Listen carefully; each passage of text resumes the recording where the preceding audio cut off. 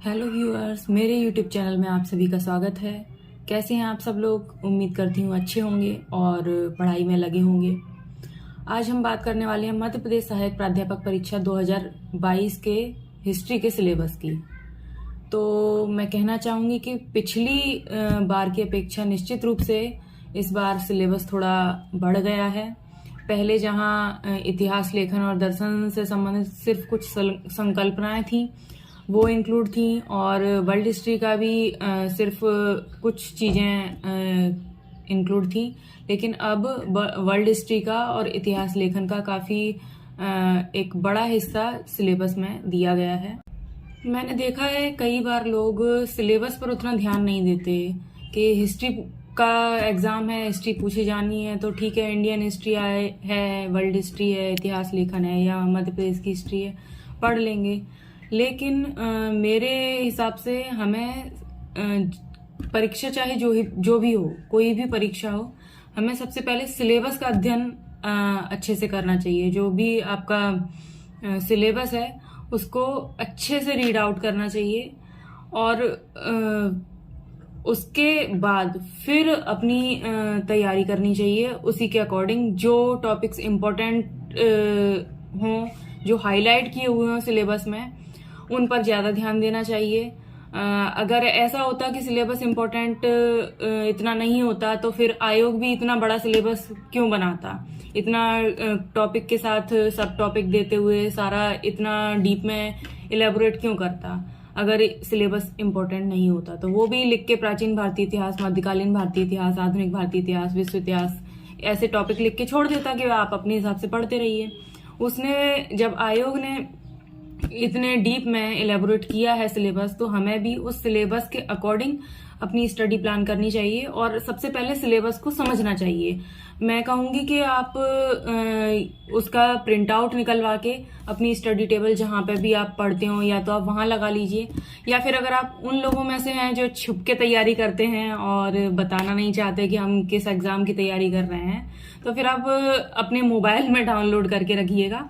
और जब भी आप पढ़ें, जिस यूनिट को आप पढ़ें उसका सबसे पहले सिलेबस देखें और उसके बाद फिर अपनी प्लानिंग करें पढ़ने की कि आपको कहाँ से शुरू करना है और कैसे पढ़ना है। कई लोगों को लग सकता है कि ये सिलेबस डिस्कशन के वीडियो में क्या किया, बस सिलेबस पढ़ पढ़ के बता दिया, ये तो हम भी अपने मोबाइल से पढ़ लेते सिलेबस निकाल के, इसमें कौन सा वीडियो बनाने का इम्पोर्टेंस था। तो मैं ये कहना चाहूँगी कि अकेले व्यक्ति को इतना पेशेंस बहुत कम होता है कि वो एक साथ बैठ के सिलेबस पढ़ ले। दूसरा, उसको ब्रेक डाउन करके पढ़ना। ऐसे तो हम पढ़ लेते हैं, लेकिन उसमें क्या इम्पोर्टेंट है, किस तरीके से क्वेश्चन पूछे जा सकते हैं, क्या नजरिया या दृष्टिकोण होना चाहिए पढ़ने का, वो सब चीज़ भी मैंने इसमें इंक्लूड किया हुआ है। तो ये हो सकता है आपको थोड़ा लंबा वीडियो लगे, थोड़ा बोरिंग भी लगे, लेकिन अगर आप पूरा वीडियो देखते हैं तो आपके लिए वो बेनिफिशियल ही होने वाला है, ये मैं दावे के साथ कह सकती हूँ। तो चलिए शुरुआत करते हैं मध्य प्रदेश सहायक प्राध्यापक परीक्षा के इतिहास विषय के सिलेबस को समझने की। इसमें टोटल 10 यूनिट हैं। तो जो पहली यूनिट है वो है इतिहास एवं इतिहास लेखन। इसमें पहला टॉपिक है इतिहास क्या है। उसमें इतिहास की व्युत्पत्ति, इतिहास का अर्थ एवं परिभाषा क्लियरली मेंशन है कि क्या पूछा जाएगा। फिर सेकंड टॉपिक है इतिहास की प्रकृति एवं स्वरूप। तो इतिहास का प्रकृति स्वरूप क्या है? इतिहास विज्ञान है, इतिहास कला है, इतिहास दर्शन है, क्या है? अलग अलग इतिहासकारों ने अलग अलग मत दिए हैं, वो हम इसमें पढ़ेंगे। अगला है इतिहास का विस्तार क्षेत्र। राजनीतिक इतिहास, आर्थिक इतिहास, सामाजिक इतिहास, धार्मिक इतिहास, सांस्कृतिक इतिहास, संवैधानिक इतिहास, विचारों का इतिहास, बौद्धिक इतिहास, क्षेत्रीय इतिहास, राष्ट्रीय इतिहास एवं विश्व इतिहास। ये इन्होंने सब टॉपिक दिए हुए हैं। कहीं पे भी आदि इत्यादि का प्रयोग नहीं किया है, यानी कि स्ट्रेट इन्हीं सब टॉपिक से पूछा जाएगा, यही हम संभावना दिखती है। जो सिलेबस में जिस तरीके से इन्होंने दिया है उस हिसाब से। वैसे इसमें और भी तरीके के इतिहास शामिल हो सकते थे, जैसे महिला के दृष्टिकोण से इतिहास, या पर्यावरणीय इतिहास, या मजदूरों का इतिहास, या जातीय जनजातीय इतिहास, इस तरीके के और टॉपिक भी हो सकते थे। लेकिन उन्होंने स्ट्रेट फॉरवर्ड जितने टॉपिक दिए हैं हम उन्हीं को लेकर चलेंगे, उन्हीं पर फोकस करेंगे। नेक्स्ट है इतिहास में वस्तुनिष्ठता। इतिहास में वस्तुनिष्ठता की आवश्यकता एवं समस्या, इतिहासपरक वस्तुनिष्ठता। इसके अंदर ये पढ़ा जाता है जैसे ऑब्जेक्टिविटी किसी भी चीज को, कोई भी इतिहासकार है जो इतिहास लेखन कर रहा है तो उसमें उसके स्वयं के विचार कितने प्रभावित कर रहे हैं उसके लेखन को, तो वो कितना ऑब्जेक्टिव है और कितना सब्जेक्टिव है इतिहास लेखन के प्रति, ये इस टॉपिक में पढ़ा जाएगा। नेक्स्ट है इतिहास में पूर्वाग्रह। पूर्वाग्रह का अर्थ, इतिहास में पूर्वाग्रह के प्रमुख कारण, सामाजिक परिवेश, धर्मगत प्रभाव, राजनीतिक निष्ठा, संरक्षक शासक के प्रति कृतज्ञता आदि। यानी कि वही जो हमने ऑब्जेक्टिविटी ऊपर जो टॉपिक पढ़ा उसी से रिलेटेड है नीचे वाला भी पूर्वाग्रह का, कि व्यक्ति जिस परिवेश में रहता है, जैसा देखता है, उसका प्रभाव कहीं ना कहीं उसके लेखन पर पड़ता ही है। तो यदि वो किसी शासक के संरक्षण में इतिहास लिख रहा है तो ऑब्वियस सी बात है वो उसकी तारीफें लिखेगा, उसकी कमियां तो नहीं लिखेगा। या फिर उस समय का जो राजनीतिक माहौल है उससे वो प्रभावित है, या उसका अपने धर्म से प्रभावित होकर वो लिख रहा है, तो इतिहास में क्या क्या पूर्वाग्रह हो सकते हैं इस टॉपिक में वो पढ़ेंगे। बाकी जब मैं पढ़ाऊंगी ये तो डीप में इलेबोरेट करूंगी, और ये किस बुक से पढ़ना है आप मेरी बुक लिस्ट की वीडियो है उससे जाके देख सकते हैं। तो चलिए नेक्स्ट टॉपिक पे बढ़ते हैं। इतिहास का अन्य विषयों से संबंध, इतिहास और भूगोल, इतिहास और पुरातत्व, इतिहास व राजनीति, इतिहास व समाजशास्त्र, इतिहास और अर्थशास्त्र, इतिहास व साहित्य। अब इतिहास जो है तो एक साहित्य जो भी पुस्तक में लिखित है, चाहे वो कोई भी विषय हो, आता तो साहित्य के अंतर्गत ही है। तो इतिहास का अन्य विषयों से क्या संबंध है, अन्य विषयों का इतिहास से क्या संबंध है, वो हम इस टॉपिक के अंतर्गत पढ़ेंगे। जैसे मान लीजिए कि इतिहास जो है उसका भौगोलिक स्थिति पर क्या प्रभाव है इतिहास का, या भूगोल का इतिहास पर क्या प्रभाव है। तो भूगोल का इतिहास पर तो हम अपने इंडियन हिस्ट्री में देख सकते हैं कि भूगोल में अगर हमारा जो उत्तर पूर्व में हिमालय है, तो आपने देखा होगा जब आप भारतीय इतिहास पढ़ते हैं कि उधर से कभी कोई आक्रमणकारी हमारे देश में नहीं आए हैं। कहाँ से आए हैं, उत्तर पश्चिम सीमा से, वहां के दर्रों से आए। अगर वही पर्वत उधर होता तो हमारा इतिहास कुछ और होता। तो इस तरह से हम समझ सकते हैं कि भूगोल किस तरीके से इतिहास को प्रभावित करता है, उसी प्रकार इतिहास भी भूगोल को प्रभावित करता है। विभिन्न समयांतरालों में भौगोलिक स्थिति परिवर्तित होती रहती है। चलिए नेक्स्ट टॉपिक की ओर बढ़ते हैं। अगला है इतिहास में अनुसंधान। अनुसंधान का अर्थ, अनुसंधान के प्राथमिक और द्वितीयक स्रोत, तथ्यों का संकलन एवं चयन, साक्ष्य एवं उसके अनुप्रयोग। नेक्स्ट है इतिहास के उपागम, धर्म संबंधी, प्राच्यवादी, साम्राज्यवादी, राष्ट्रवादी, मार्क्सवादी, उपाश्रयी, उत्तराधुनिकतावादी। ये सभी उपागम या विचारधाराएं जो हैं वो हमारे सिलेबस में है। नेक्स्ट है इतिहास के वृहत सिद्धांत। तो जो दो प्रमुख सिद्धांत हैं, युग चक्रवादी सिद्धांत और ऐतिहासिक भौतिकवाद, ये दो सिद्धांत हैं हमारे सिलेबस में। ऐतिहासिक भौतिकवाद का तो आप जानते ही होंगे, कार्ल मार्क्स का है। नेक्स्ट है इतिहास लेखन की परंपराएं। प्राचीन भारत में इतिहास लेखन की वैदिक एवं पौराणिक परंपरा, जिसके अंतर्गत सूत परंपरा, चरित परंपरा, जो भी पुराण, महाकाव्य ये सब आते हैं वो इसके अंतर्गत आते हैं। बौद्ध एवं जैन परंपरा।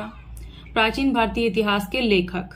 अब यहाँ गौर करने वाली बात है, अगर आयोग चाहता तो प्राचीन भारतीय इतिहास के लेखक इतना सिर्फ लिख के छोड़ देता और प्राचीन भारतीय इतिहास में तमाम लेखक हैं, लेकिन उन्होंने इसको भी डिस्क्राइब किया है। उसमें शुक्र, बाणभट्ट और कल्हड़, ये तीन प्राचीन भारतीय इतिहास लेखक उन्होंने लिखे हुए हैं मुख्य रूप से।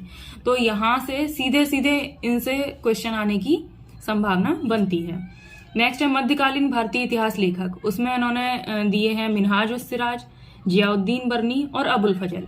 मध्यकालीन इतिहास से भी इन्होंने 3 इतिहासकार उठा के अपने सिलेबस में दिए, और कहीं पर भी आदि या इत्यादि नहीं लिखा है। तो इस बात की संभावना कम है कि और इतिहासकारों को उतना महत्व दिया जाए जितना इनको दिया जाएगा। इनको बहुत, बाकी को भी पढ़ना है, नो डाउट उनकी भी बुक्स का नाम पूछा जा सकता है, कुछ भी पूछा जा सकता है, किस भाषा में है बुक, वो सब भी, लेकिन इनको थोड़ा अच्छे से थोड़ा डीप में पढ़ना है।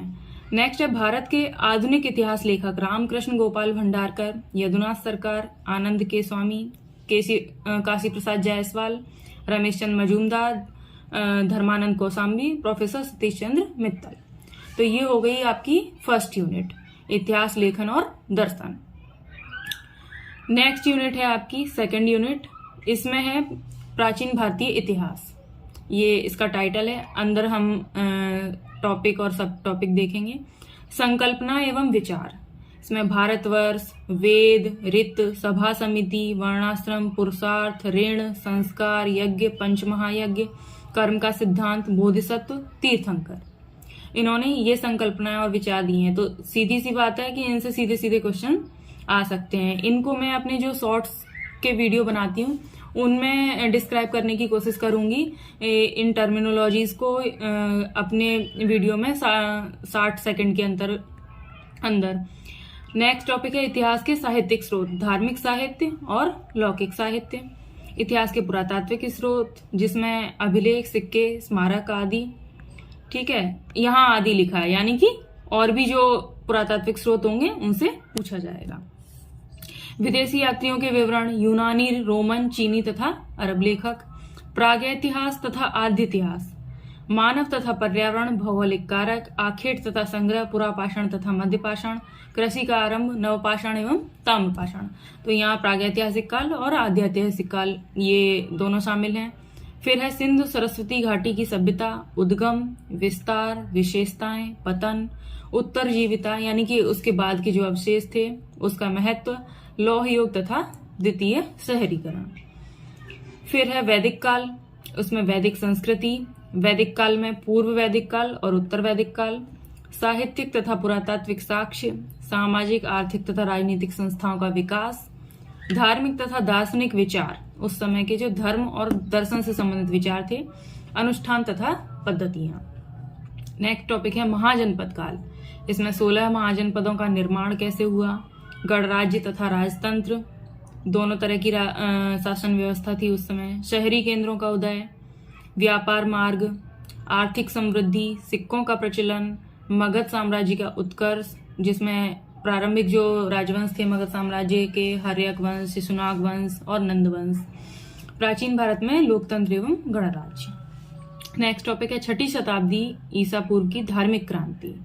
अब यहाँ पर भी गौर करने वाली बात यह है कि उस समय जैन धर्म और बौद्ध धर्म की प्रमुख शिक्षाएं ये इन्होंने सिलेबस में दिया है। इसके अलावा जो भागवत धर्म और शैव धर्म से संबंधित जो मत थे, विचार थे, वो सिलेबस में नहीं है। पढ़ना वो भी है, लेकिन मुख्य रूप से ध्यान इन दोनों टॉपिक्स पर देना है, जैन धर्म और बौद्ध धर्म पर, उनके सिद्धांत और दार्शनिक विचार, सूत्रों एवं महाकाव्यों का युग। फिर है विदेशी आक्रमण, जो प्राचीन भारत में विदेशी आक्रमण हुए, जिसमें हखमनी, इनको ईरानी या पारसी भी बोलते हैं, उनके आक्रमण, कुरुस अथवा साइरस द्वितीय, दारा प्रथम जिसे डेरियस प्रथम भी बोलते हैं, छर्यास अथवा जरक्सीस, दारा तृतीय, सिकंदर का भारत पर आक्रमण और उनके प्रभाव, ये सभी विदेशी आक्रमण। तो यहाँ हमारी सेकंड यूनिट जो है वो कंप्लीट होती है।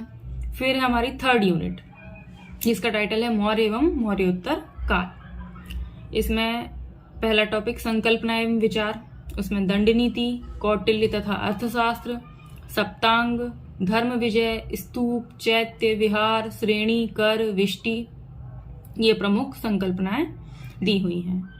फिर है चंद्रगुप्त मौर्य, इनकी उत्पत्ति, प्रारंभिक जीवन, विजय एवं उपलब्धियां, साम्राज्य विस्तार, अंतिम जीवन। उसके बाद शासन व्यवस्था चंद्रगुप्त मौर्य का, केंद्रीय शासन, प्रांतीय शासन, नगर प्रशासन और ग्राम प्रशासन। पूरा जो प्रशासन व्यवस्था, शासन व्यवस्था है वो पूरी है मौर्य काल की।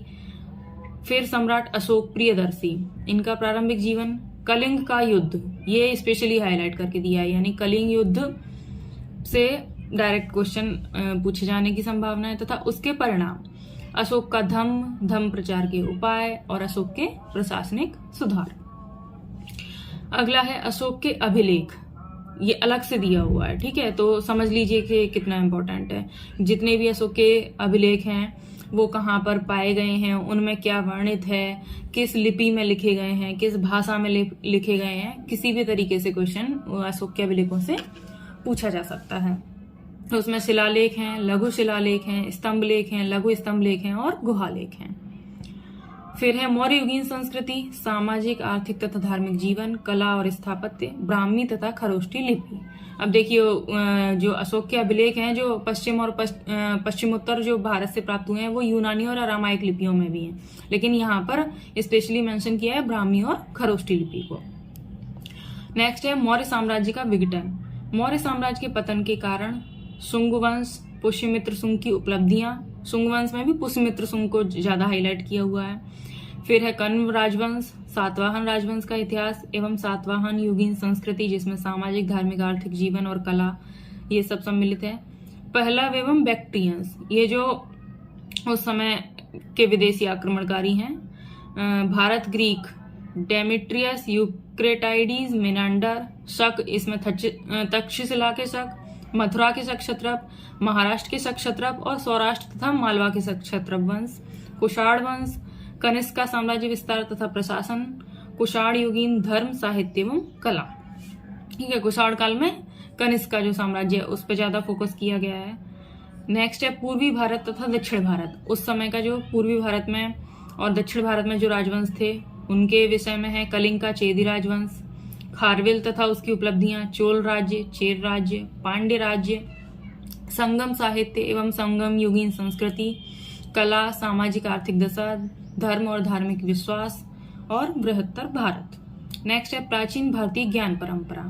अब प्राचीन भारत में खगोल विज्ञान का क्या विकास हुआ, भौतिक विज्ञान, रसायन विज्ञान, शिल्प शास्त्र, धातु विज्ञान, चिकित्सा विज्ञान, प्रौद्योगिकी, गणित विज्ञान, ज्योतिष शास्त्र, इनकी क्या उपलब्धियां थी, कैसा क्या विकास हुआ, ये सब इस यूनिट में, यूनिट सेकंड में कवर होगा।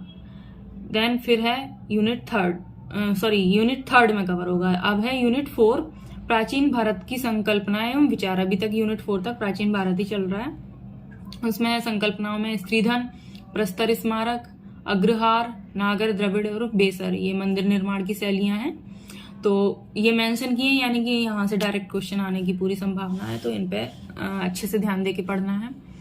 फिर है गुप्त राजवंश, चंद्रगुप्त प्रथम, समुद्रगुप्त, रामगुप्त, चंद्रगुप्त द्वितीय, कुमारगुप्त, स्कंदगुप्त, इनकी विजय और उपलब्धियां और गुप्त वाकाटक का संबंध।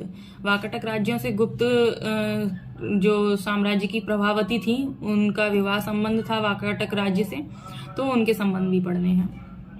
अगला टॉपिक है गुप्त युगीन संस्कृति और पड़ोसी देशों से संपर्क। शासन व्यवस्था, सामाजिक जीवन, आर्थिक जीवन, धार्मिक जीवन, साहित्य और विज्ञान, कला, स्थापत्य। गुप्त काल में भारत का दक्षिण पूर्व एशिया, मध्य एशिया, चीन व श्रीलंका से संपर्क। तो यहाँ ध्यान दीजिए, दक्षिण पूर्व एशिया यानी कि ये म्यांमार, थाईलैंड, जो भी दक्षिण पूर्व एशिया के देश हैं, जावा, मलाया, इन द्वीपों से क्या संबंध थे वो सब। मध्य एशिया यानी कि ईरान, इराक, अफगानिस्तान, ये सब जो मध्य एशिया के अंतर्गत आते हैं। और चीन और श्रीलंका का जो है वो स्पेशली नाम मेंशन है इन दो देशों का, तो इनको ज्यादा फोकस करके पढ़ना है। नेक्स्ट टॉपिक है थानेश्वर का वर्धन राजवंश और हर्षकालीन संस्कृति।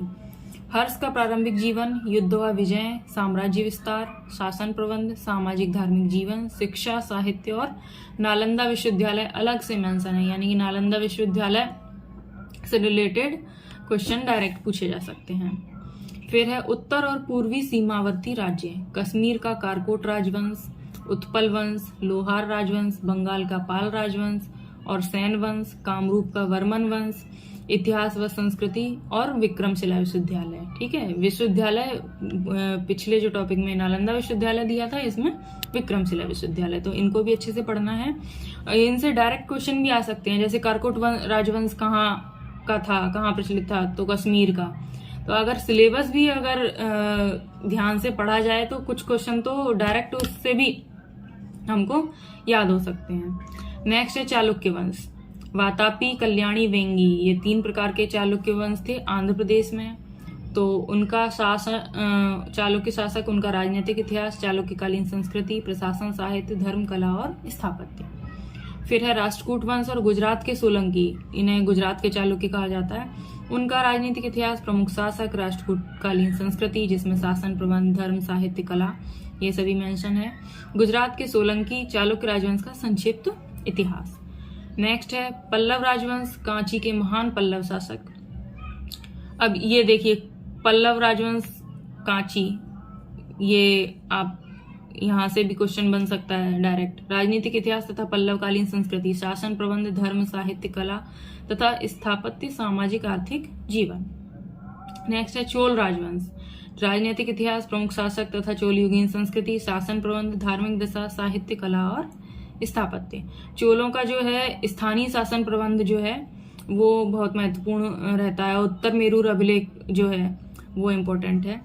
दक्षिणापथ के अन्य राज्य जिसमें देवगिरी के यादव, द्वार समुद्र के होयसल, कदम्ब राजवंश, गंग राजवंश, वारंगल का काकतीय वंश।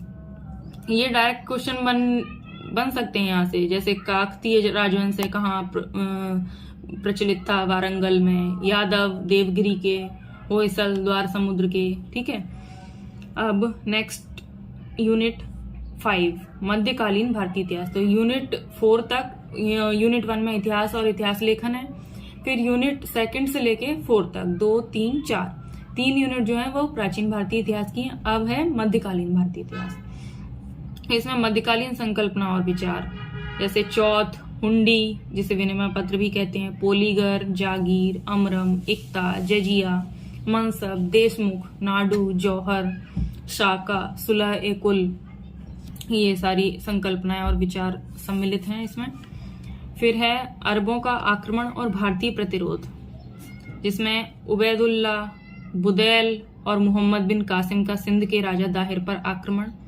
तो मोहम्मद बिन कासिम का तो लगभग सभी ने पढ़ा होगा, ये उबैदुल्ला और बुदैल ये मैं भी पहली बार देख रही हूँ।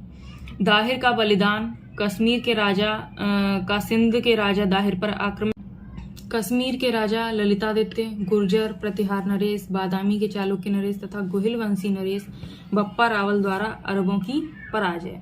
तो ये कुछ चीजें हैं जो नई हैं। फिर है तुर्कों एवं पठानों के आक्रमण एवं भारतीय प्रतिरोध, महमूद गजनवी, मोहम्मद गौरी तथा महमूद गजनवी के विभिन्न 17 आक्रमण एवं भारतीय प्रतिरोध। जो जितने भी 17 आक्रमण थे उनका भारत में कहाँ पर किसने प्रतिरोध किया? राजा सुहेल देव, मोहम्मद गौरी के आक्रमण, मंगोल आक्रमण, तैमूर का आक्रमण। नेक्स्ट है भारत के सल्तनत कालीन शासक तथा भारतीय प्रतिरोध, गुलाम वंश, खिलजी, तुगलक, सैयद, लोदी तथा क्षेत्रीय राजपूत शासकों का प्रतिरोध।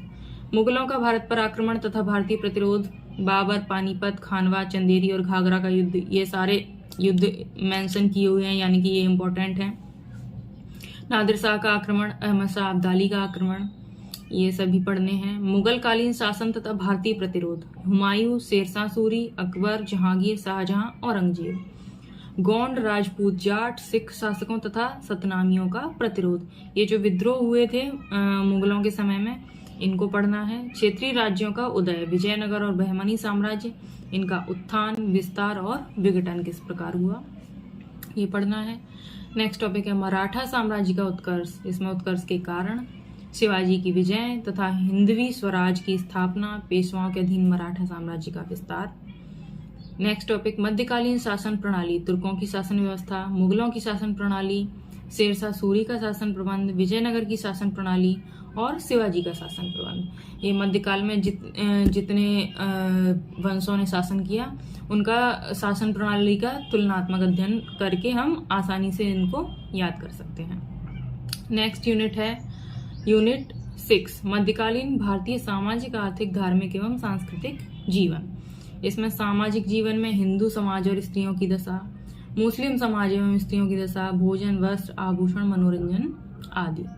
आर्थिक जीवन में कृषि उत्पादन क्या रहता था, भू राजस्व व्यवस्था कैसी थी, कितने प्रतिशत भू राजस्व लिया जाता था, सिंचाई के साधन, किसानों की स्थिति क्या थी, कर व्यवस्था, टकसाल, उद्योग धंधे ये सब कैसे थे, नगरीकरण, व्यापार, आंतरिक व्यापार, विदेशी व्यापार, हस्तशिल्प, यातायात के साधन क्या हुआ करते थे, ये सब इस यूनिट में पढ़ेंगे। विजयनगर की संस्कृति में सामाजिक, धार्मिक, आर्थिक स्थिति, साहित्य और कला का विकास, ये सब है।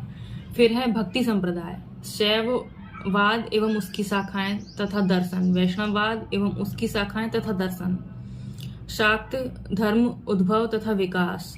मध्यकालीन प्रमुख संत, यहाँ संतों के नाम उल्लिखित हैं, शंकराचार्य, रामानंद, कबीर, नानक, तुकाराम, एकनाथ, संत ज्ञानेश्वर, चैतन्य महाप्रभु, तुलसीदास, मीराबाई, बल्लभाचार्य, रामानुजाचार्य, संत रविदास, संत सिंगाजी महाराज। ये संत सिंगाजी महाराज मैं पहली बार देख रही हूँ किसी भी सिलेबस में।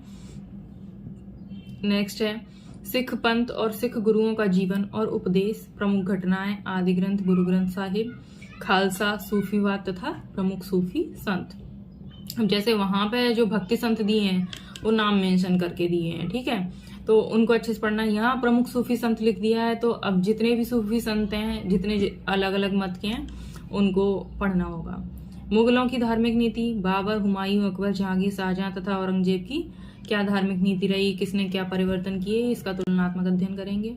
सांस्कृतिक जीवन में शैक्षिक पद्धति और उनकी अभिप्रेरणा, साहित्य, पर्शियन, फारसी, संस्कृत, क्षेत्रीय भाषा का साहित्य, ललित कलाएं, चित्रकला के प्रमुख स्कूल, संगीत, उत्तर और दक्षिण भारत की वास्तु एवं स्थापत्य कला का विकास। नेक्स्ट यूनिट है 7 यूनिट, यहाँ से स्टार्ट होता है आधुनिक भारत का इतिहास।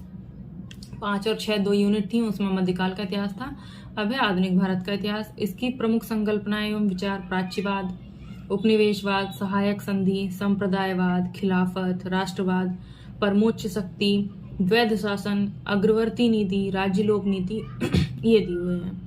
नेक्स्ट है स्त्रोत तथा इतिहास शास्त्र, अभिलेखागारीय सामग्री, जीवनी तथा संस्मरण, समाचार पत्र, मौखिक वृत्तांत, सृजनात्मक साहित्य एवं आधुनिक इतिहास शास्त्र की अवधारणाएं, जैसे साम्राज्यवादी, राष्ट्रवादी, मार्क्सवादी, उपाश्रयी तथा प्राच्यवादी। नेक्स्ट है ब्रिटिश शक्ति का उदय, 17वीं और 18वीं शताब्दी में भारत में यूरोपीय व्यापारी, पुर्तगाली, डच, फ्रांसीसी तथा ब्रिटिश, भारत में ब्रिटिश शासन की स्थापना तथा विस्तार, बंगाल, अवध, हैदराबाद, मैसूर, मराठा तथा सिखों तथा सिंध का विलय।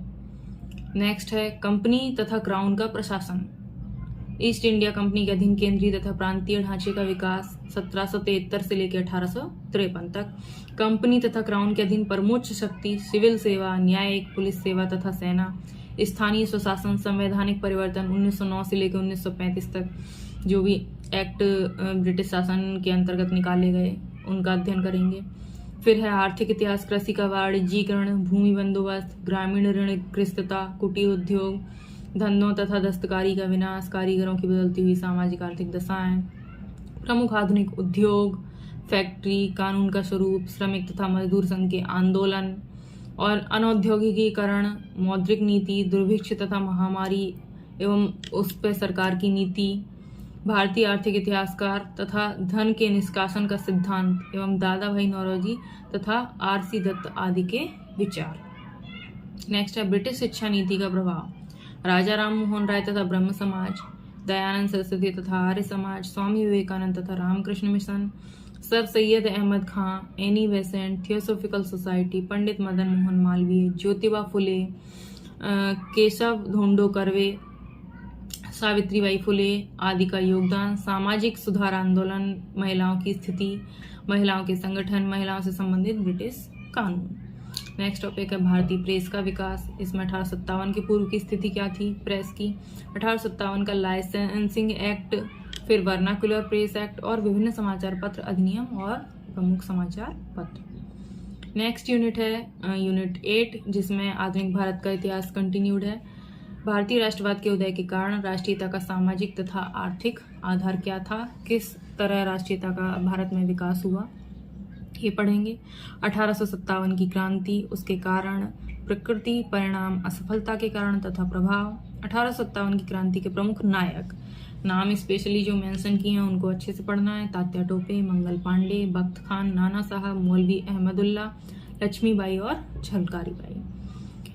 फिर है उपनिवेशी शासन का विरोध, प्रमुख विद्रोह जो थे कूका विद्रोह, वासुदेव बलवंत फड़के विद्रोह, जनजातीय विद्रोह, खासी, नागा, अहोम, कोल, मुंडा, भील विद्रोह महाराष्ट्र और राजस्थान के। नेक्स्ट है प्रमुख किसान आंदोलन, इसमें संथाल विद्रोह, नील विद्रोह, पावना आंदोलन, चंपारण सत्याग्रह, खेड़ा सत्याग्रह, बारदोली सत्याग्रह आदि। यहाँ आदि लिखा हुआ है, यानी इसके अलावा और भी जो हुए हैं वो भी पढ़ने हैं, ठीक है। फिर है भारतीय राष्ट्रीय कांग्रेस की स्थापना, उसका कारण क्या था, उदारवादी नेतृत्व, फिर अतिवादी राष्ट्रवाद, लाल बाल पाल की भूमिका, अरविंद घोष, कांग्रेस का विभाजन, नरम दल, गरम दल, सूरत अधिवेशन, कांग्रेस का विभाजन, ये सब पढ़ेंगे। भारत तथा विदेश में क्रांतिकारियों की विचारधारा तथा गतिविधियां, प्रारंभिक क्रांतिकारी संगठन, भारत के प्रमुख क्रांतिकारियों की भूमिका तथा योगदान। गांधी युग और प्रमुख जन आंदोलन, भारतीय स्वाधीनता संग्राम में गांधी का पदार्पण तथा उनके नेतृत्व में हुए समस्त आंदोलन, सुभाष चंद्र बोस एवं आजाद हिंद फौज। वामपंथी राजनीति, भारत में वामपंथी विचारधारा का विकास, प्रमुख वामपंथी संगठन, स्वाधीनता आंदोलन में वामपंथियों की भूमिका। नेक्स्ट, सांप्रदायिक राजनीति, उसका उद्भव, विकास, भारत के विभाजन में सांप्रदायिकता की भूमिका। फिर है स्वतंत्रता पश्चात भारत 1947 से 1964 तक, जिसमें भारतीय राज्यों का एकीकरण, रियासतों का, कश्मीर की समस्या, भारतीय संविधान का निर्माण, पंचवर्षीय योजना, भाषा के आधार पर राज्यों का पुनर्गठन, भारतीय विदेश नीति आरंभ से 1964 तक कैसी रही, ये सभी टॉपिक इसमें इंक्लूड हैं। नेक्स्ट जो है वो है यूनिट 9, विश्व का इतिहास। तो विश्व इतिहास पिछली बार तो सिर्फ कुछ संकल्पनाएं थी जो शामिल थी सिलेबस में, इस बार थोड़ा डिटेल में सिलेबस है। तो विधि संहिता, लॉ कोड, रोमन साम्राज्य, दासता, अभिजात तंत्र, जमींदारी प्रथा, ब्लैक डेथ, सामंतवाद, पुनर्जागरण, संसदीय लोकतंत्र, समाजवाद, नाजीवाद, फांसीवाद, पूर्वी समस्या, चर्च की सर्वोच्चता, पवित्र रोमन साम्राज्य, धर्म सुधार आंदोलन, ये प्रमुख संकल्पनाएं दी हैं। अब आते हैं मेन टॉपिक्स पर। आधुनिक पश्चिम की आर्थिक क्रांति कौन कौन सी थी? वाणिज्यवाद, उपनिवेशवाद और औद्योगिक क्रांति। विश्व की 18वीं सदी की प्रमुख क्रांतियों में अमेरिकी क्रांति है 1776 ईस्वी की, फ्रांसीसी क्रांति 1789 1789। 20वीं सदी की प्रमुख क्रांतियों में 1911 की चीनी क्रांति, 1917 की रूसी क्रांति और 1949 की चीनी क्रांति शामिल है। नेक्स्ट है नेपोलियन बोनापार्ट का युग, उसका उत्थान, पतन, वियना कांग्रेस 1815 ईस्वी। फिर है पूर्वी समस्या, क्रीमिया युद्ध 1854-56, बर्लिन कांग्रेस, युवा तुर्क आंदोलन, बाल्कन युद्ध, जर्मनी और इटली में राष्ट्रवाद का उदय, जर्मनी का एकीकरण, इटली का एकीकरण, प्रथम विश्व युद्ध, उसके कारण, परिणाम, प्रभाव और वर्साई की संधि, तानाशाही शक्तियों का उदय, फांसीवाद और मुसोलिनी की नीतियां, नाजीवाद और हिटलर की नीतियां, द्वितीय विश्व युद्ध, उसके कारण, परिणाम, प्रभाव, संयुक्त राष्ट्र संघ की स्थापना। ये हो गया हमारा वर्ल्ड हिस्ट्री का पूरा सिलेबस। अब है last unit, 10th unit, Madhya Pradesh का इतिहास एवं स्वाधीनता आंदोलन। इसमें प्रागैतिहासिक काल में पुरा पाषाण काल, मध्य पाषाण काल, नव पाषाण काल, ताम्र पाषाण काल मध्य प्रदेश के प्रमुख शैलाश्रय एवं शैल चित्र। फिर है मध्य प्रदेश के प्रमुख अभिलेख। इसमें अशोक के अभिलेख जो मध्य प्रदेश में पाए गए हैं वो विशेष रूप से पढ़ने हैं, जिसमें रूपनाथ, गुर्जरा, पानगुराड़िया, ठीक है, कुषाण नरेश वाशिष्क का सांची अभिलेख, बेसनगर गरुड़ध्वज स्तंभ लेख, चंद्रगुप्त द्वितीय का उदयगिरी गुहा अभिलेख, चंद्रगुप्त द्वितीय के काल का सांची पाषाण लेख, चंद्रगुप्त द्वितीय के समय का बंधु वर्मा का मंदसौर अभिलेख। तो इन टॉपिक से डायरेक्ट क्वेश्चन पूछे जा सकते हैं, जैसे मंदसौर अभिलेख बंधु वर्मा का है, या उदयगिरी का गुहा अभिलेख किसके समय का है? चंद्रगुप्त द्वितीय के समय का है। चलिए नेक्स्ट, मध्य प्रदेश के राजवंश। तो मध्य प्रदेश में तो कई राजवंश रहे हैं, लेकिन यहाँ जो मेंशन है उन्हें हमें ज्यादा अच्छे से पढ़ना है, जैसे गर्द भिल्ल वंश, नागवंश, आभीर वंश, औलिकर, परिव्राजक, उच्चकल्प वंश, गुर्जर प्रतिहार, कलचुरी, चंदेल, परमार, तोमर, फारूकी और कच्छप घात वंश। मध्य प्रदेश की प्रमुख रियासतें हैं, 6 रियासतें हैं, गोंडवाना, बुंदेलखंड, बंगेलखंड, होलकर, सिंधिया और भोपाल, ये मेंशन की हुई हैं। फिर है मध्य प्रदेश के स्वतंत्रता संघर्ष एवं स्वाधीनता आंदोलन। बुंदेला विद्रोह एवं मध्य प्रदेश में सन 1857 का स्वतंत्रता संग्राम, स्वदेशी आंदोलन, असहयोग आंदोलन, सविनय अवज्ञा आंदोलन, झंडा सत्याग्रह, जंगल सत्याग्रह आदि प्रमुख घटनाएं। मध्य प्रदेश का पुनर्गठन, मध्य प्रदेश के जनजातीय नायकों का संघर्ष एवं इतिहास में योगदान, जिसमें शंकर शाह, रघुनाथ शाह, भीमाजी नायक, खाजिया नायक, टंटिया भील, गंजन सिंह कोरकू, बादल भोई, पेमा फाल्या, ये प्रमुख नाम दिए गए हैं। मध्य प्रदेश के प्रमुख ऐतिहासिक स्थल, स्तूप, मंदिर, महल, किले, गुफाएं, विशेष रूप से भीमबेटका, आदमगढ़ आदि, और पवित्र नगर मध्य प्रदेश के, ये सब सिलेबस में इंक्लूड किए हुए हैं। तो यहाँ मैं एक चीज़ आपको बताना चाहूँगी कि बाकी जितने और विषय के विद्यार्थी हैं असिस्टेंट प्रोफेसर के लिए जो तैयारी कर रहे हैं, उनको पढ़नी है 15 यूनिट, लेकिन इतिहास विषय से जो तैयारी कर रहे हैं उनको टोटल फर्स्ट और सेकंड पेपर मिला के पढ़नी है 14 यूनिट, क्योंकि जो इतिहास की जो 10th यूनिट है और पेपर 1 की जो फर्स्ट यूनिट है वो बिल्कुल सेम है। तो इसमें आप ये समझ के चलिए कि बाकियों की अपेक्षा आपको 1 यूनिट कम पढ़नी है, भले आपका सिलेबस ज़्यादा हो गया है, लेकिन इसमें आप बेनिफिट में हैं।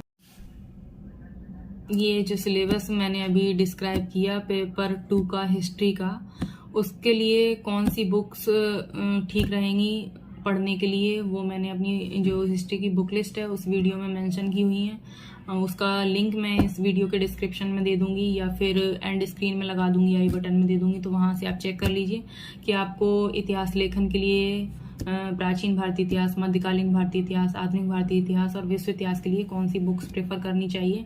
अगर आपके पास कम टाइम है तो उसके अकॉर्डिंग, या ज़्यादा टाइम है तो उसके अकॉर्डिंग मैंने उसमें बुक सजेस्ट की हुई हैं, तो आप वहाँ से जाके देख सकते हैं और अपने समय के अनुसार आपके पास कितना समय है तैयारी के लिए, आप पुस्तकों का चयन कर सकते हैं।